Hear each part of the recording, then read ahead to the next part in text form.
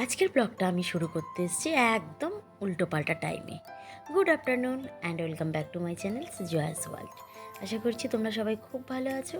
আজকের আমার এইসব কাজকর্ম দেখে হয়তো ভাববে যে কী করছে রে বাবা।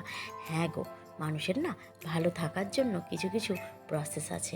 এটাও আমার ভালো থাকার একমাত্র প্রসেস মনে করে নাও না। এটা যেমন আমার ভালো থাকার একমাত্র অবলম্বনও বলতে পারো, আর ঘরটাকে ঠিকঠাক রাখতেও তো হবে, তাই না? এই গাছটা ঘরের মধ্যে রাখলে কিন্তু অনেক পজিটিভ এনার্জি আমাদের নাকি দেয় এই গাছটা থেকে।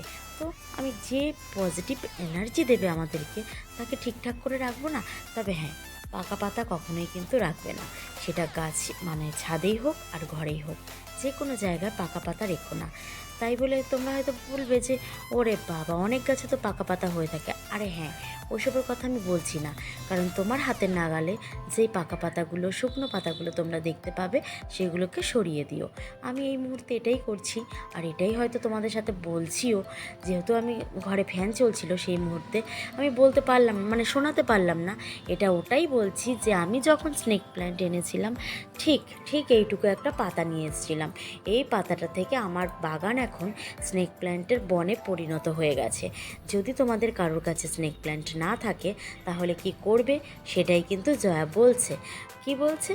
এই যে দেখতে পাচ্ছ যে পাতাটা, সেই পাতাটাকে তোমরা 3 খণ্ডও করতে পারো, আবার 4 খণ্ডও করতে পারো। তোমাদের মন মতো খণ্ড করে নিতেই পারো। নিয়ে তোমরা জলের মধ্যেও রাখতে পারো, আবার মাটির মধ্যেও দিতে পারো। তবে হ্যাঁ, জলের মধ্যে দিলে বেশ কয়েকদিন বেশি সময় লেগেছে আমার। যদি তোমরা ঘরবাড়ি তৈরি করার বালি ওই বালির মধ্যে দাও তাহলে কিন্তু খুব তাড়াতাড়ি গ্রো করে। আমার বাগানে এমন কয়েকটা গাছ আছে, আমি তোমাদের সাথে শেয়ার করব কিছুদিনের মধ্যেই। সেই গাছগুলো পুরো বালিতে দিয়েছি আর পুরো শিকড় হয়ে গেছে। একটা তুলে দেখেছি বলেই জানি ব্যাপারটা। আর এই কাজগুলো যদি করে রাখি এই দুপুরে, কালকে সকালে কিন্তু এগুলো আর করতে হবে না। হয়তো ভাববে তোমাদের বাড়িতে আমার থেকেও যাদের অনেক কাজ, তারা হয়তো ভাবছো ইস কী কাজ রোজ রোজ কর। হ্যাঁ, এই কাজগুলো যদি আমি রোজ রোজ করি না, তাহলে কিন্তু জিনিসটা ঠিকঠাক থাকবে। আর যে কদিন ও এমনিতে টেকসই হতো, আমার যত্নের ঠেলায় ও কিন্তু আরও বেশি দিন থাকবে। যদিও কথাগুলো ইয়ার্কির ছলে বলছিলাম, কিন্তু কথাগুলো কিন্তু একদমই সত্যি।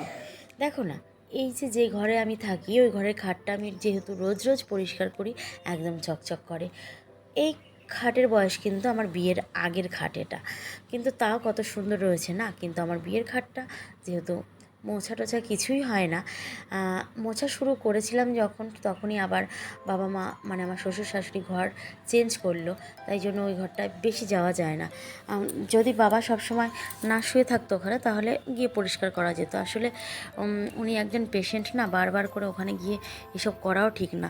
কোনো কোনো সময় আমি যাব, সেই সময় উনি ঘুমাচ্ছে, তারপরে অনেক অনেক ব্যাপার আছে। তাই জন্য সবসময় গিয়ে ওটাকে পরিষ্কার পরিচ্ছন্ন করা সম্ভব হয় না। খারাপ লাগে দেখলে যে ও খারাপ লাগলেও কিছু করার নেই, ওটাকে পরে পালিশ করে নিতে হবে। তো সেটাই বলছিলাম, সব জিনিসপত্র যদি ঠিকঠাক করে রাখা হয় তাহলে কিন্তু খুবই যত্নের সঙ্গে থাকে। হয়তো আমাকে দেখে অনেকে ভাববে যে আমার বুঝি কোনো কাজ নেই। অফুরন্ত কাজ আছে, অফুরন্ত কাজ আছে। শোনো, আমরা যারা এই যে মানে ইউটিউবে নতুন ক্রিয়েটার, নতুন আর বলতে ইচ্ছে করে না, অনেক দিনই তো হলো চ্যানেলটার বয়স, যারা ইউটিউবে মানে ভিডিও বানায়, তাদের কিন্তু সময় নেই বললেই চলে। যেই সময়ে ওরা ঘরে বসে থাকে, বাড়ির অন্য অন্য 5 জন ভাবে যে ঘরে আছে, কিন্তু সেই সময়টাও কিন্তু ওরা কাজে লাগায়, ওদের এই কাজে লাগায়, মানে ইউটিউবের কাজে অনেক কিছু কিন্তু এগিয়ে রাখে।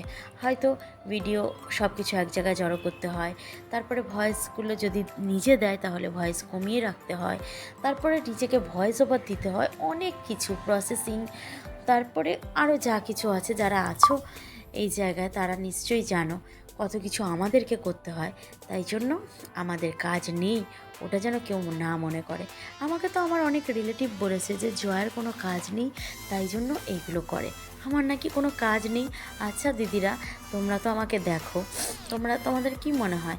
আর হ্যাঁ, আমাকে যারা ভাবো যে আমার কাজ নেই, তাদের সম্পর্কে একটা কথাই বলি, আমি যদি আমার বন্ধুদেরকে দেখানোর জন্যও কাজগুলো করি, কিন্তু সেগুলো তো আমাকে করতে হয় না কি?